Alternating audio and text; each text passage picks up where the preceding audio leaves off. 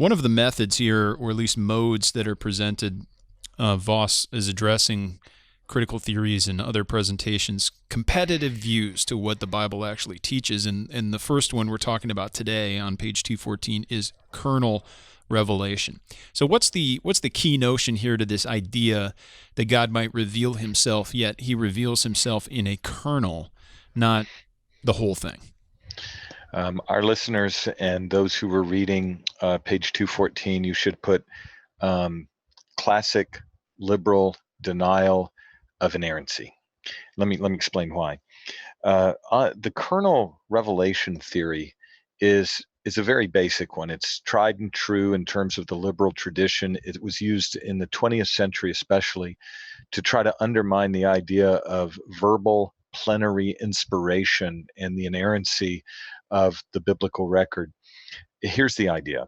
God gives some general impression to the prophet, some idea, some intuition, typically of an ethical variety. That's how liberals reduce scripture. They reduce it to a code of ethics, not a supernatural kingdom of redemption after the fall. And the prophet receives as a kind of heightened theological genius, or an inspiring and insightful person receives a general impression that comes somehow from God. And then, after receiving that general impression, begins to put his own fallible, finite, culturally conditioned words to use to express that idea. And so the kernel is some ethical intuition, some ethical principle, and then the expression of the kernel is the application the prophet makes to his own religious milieu, to the problems of the day. And so the prophet makes, and for those who are keeping track here, here's another Kantian citing. The prophet makes his own constructive theological contribution that is purely human.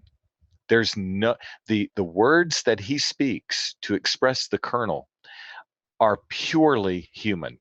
If you want to think of Schleiermacher, he gets a religious intuition, he gets a religious ethical principle, and then he sets that forth, that feeling, that intuition, he sets it forth in speech that's entirely his own. And so there are huge problems with this, Voss points out. Sure. And a few of them is, first, it would reduce the words of the prophet to bare and exclusive human origin.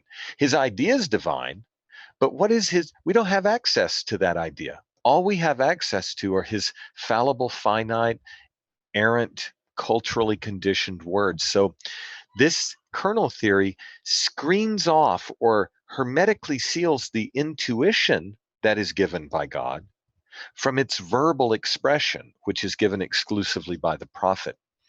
And a couple of other concerns Voss raises is that the scriptures nowhere teach this distinction. You Right. cannot find it. Isaiah doesn't say, in the year that King Uzziah died, I had a nonverbal intuition. And that nonverbal intuition came to me in such a way that I then began to verbalize it in my own finite and fallible way, so that, strictly speaking, it's thus saith Isaiah. See, you don't. That's not taught in the text Mm. itself. And so, third, Voss says that what you would need to make this theory work is you'd have to receive the kernel on, say, a Tuesday. And then it would take a long time to work out that kernel and give it your own articulation with your own words that are totally divorced from any superintending agency of the Spirit. And the fact that there are multiple instances where the word of the Lord comes and instantly it is placed, Jeremiah 1:5-9, it's placed on the lips of the prophet, put in his mouth, so that he's speaking words that have been inserted into his mouth, given to him in an organic act of superintending inspiration, where the Spirit not only gives an idea, but gives the words that express that idea. The fact that there's no long gap or temporal point of interval, T1 where he gets the idea, It's like a gestation T2 period. where he expresses it, that the fact that he receives it and speaks it immediately, Voss says that falsifies the kernel theory.